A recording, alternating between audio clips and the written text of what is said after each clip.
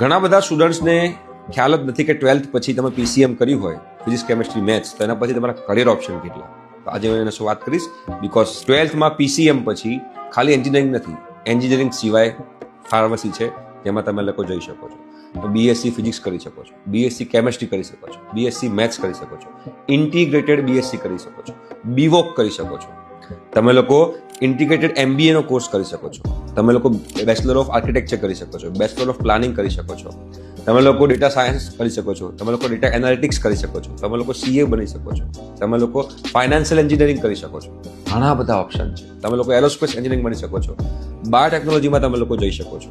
અઢળક ઓપ્શન છે, અઢળક. અને એના સિવાય બીજા ઘણા બધા ઓપ્શન્સ છે. એટલે જો તમને લાગતું હોય કે 12th પીસીએમ પછી ઓનલી એન્જિનિયરિંગ છે, તો વાત ખોટી છે. તમારે નક્કી કરવાનું છે કે તમારે કયા ફિલ્ડમાં આગળ વધવું છે.